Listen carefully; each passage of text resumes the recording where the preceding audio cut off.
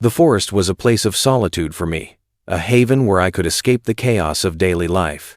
It was late autumn, and the leaves had turned to hues of gold and crimson, blanketing the forest floor in a fiery carpet. The crisp air carried the faint scent of pine and earth, a reminder of the changing seasons. I had come here for a weekend retreat, far from the noise and distractions of the city, with nothing but a small cabin, my journal, and the promise of peace. That Friday evening, I arrived just as the sun dipped below the horizon, painting the sky in strokes of orange and purple. The cabin was modest, tucked away in a clearing surrounded by towering trees that seemed to whisper secrets to one another. It had a rustic charm, a wood-burning stove, a creaky bed, and a porch overlooking the dense forest. I unpacked my things, lit a fire, and settled in for the night, the comforting crackle of burning wood filling the silence.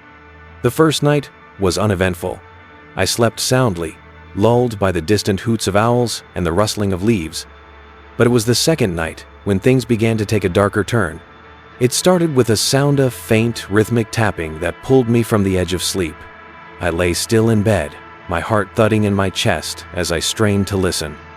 The tapping grew louder, more deliberate, and seemed to be coming from the porch.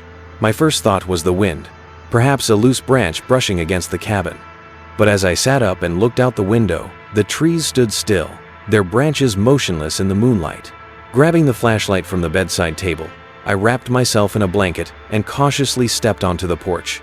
The cold bit at my skin as I scanned the clearing, the beam of light cutting through the darkness.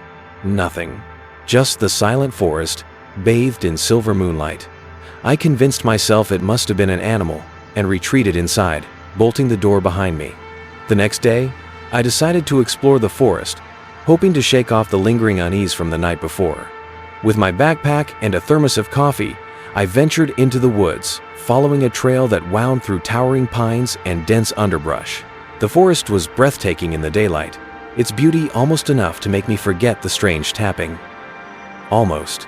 As I walked deeper into the woods, I came across something unexpected, a series of markings etched into the trees. They were crude, almost childlike, and depicted strange symbols and figures.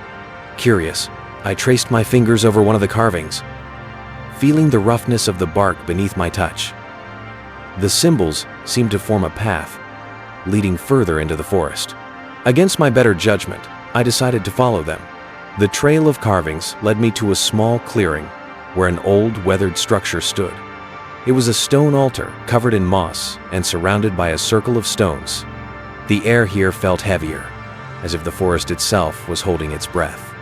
My curiosity warred with a growing sense of unease as I approached the altar. On its surface were more carvings, similar to the ones on the trees, along with what looked like dried wax and scorch marks. It looked like someone had been performing rituals here, though how long ago I couldn't tell. A sudden snap of a twig behind me made me spin around, my heart leaping into my throat. The clearing was empty, but I felt it then, the unmistakable sensation of being watched. The hair on the back of my neck stood on end as I scanned the trees, my pulse quickening. I told myself it was just the wind, just the forest playing tricks on me. But deep down, I knew better. I hurried back to the cabin, the shadows stretching longer as the sun dipped lower in the sky. That night, I bolted the doors and windows, unable to shake the feeling that I wasn't alone. The fire's glow did little to ease my nerves as I sat on the couch, clutching a mug of tea and listening to the sounds of the forest outside. Every creak of the cabin, every rustle of leaves sent my imagination spiraling. Around midnight, the tapping returned. This time, it was louder, more insistent. My stomach churned as I realized it wasn't coming from the porch, it was coming from the roof. I froze, my mind racing. Animals didn't make sounds like that, not so deliberate, so human. Gathering my courage, I grabbed the flashlight and crept toward the window, peering out into the darkness. And that's when I saw it. A figure, standing at the edge of the clearing, just beyond the tree line. They were tall and unmoving, cloaked in shadow. I couldn't make out any details, but the way they stood, so still, so deliberate, sent a shiver down my spine. I backed away from the window, my hands trembling as I locked it and drew the curtains. The tapping stopped. Silence fell over the cabin, heavy and suffocating. I spent the rest of the night wide awake, clutching a knife I'd found in the kitchen and jumping at every sound. When dawn finally broke, I stepped outside, desperate to find any evidence of what I'd seen. The ground was damp from dew, but there were no footprints, no signs that anyone had been there. Had I imagined it? The thought was almost as unsettling as the alternative. Determined to make sense of what was happening, I decided to return to the altar. Maybe there was something I'd missed, something that could explain the strange occurrences. With the daylight as my ally, I felt braver, more rational. But as I approached the clearing, that sense of unease returned, stronger than before. The forest seemed quieter, as if it were holding its breath. When I reached the altar, my heart sank. The symbols had changed. New carvings covered the stones, their lines fresh and sharp. Someone had been here recently. And then I saw it, a small, weathered journal lying on the altar. My hands shook as I picked it up, flipping through its pages. The entries were written in a hurried, almost frantic hand, detailing rituals, symbols, and warnings. One passage stood out. "Do not stay past the third night. They come when the veil is thin." A chill ran down my spine as I realized this was my third night in the cabin.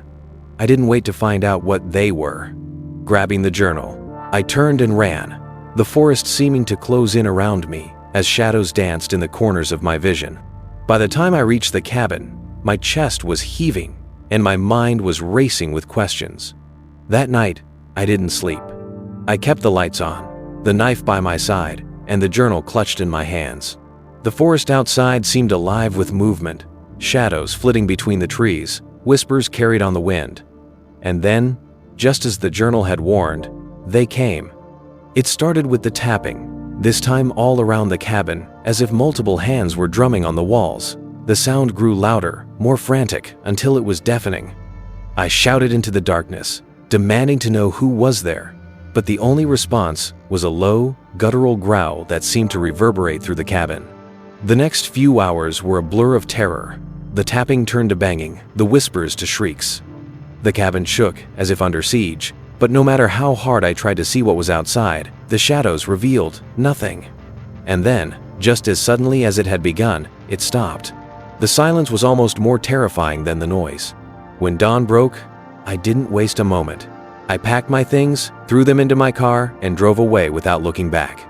The journal sat on the passenger seat, a grim reminder of the nightmare I'd survived.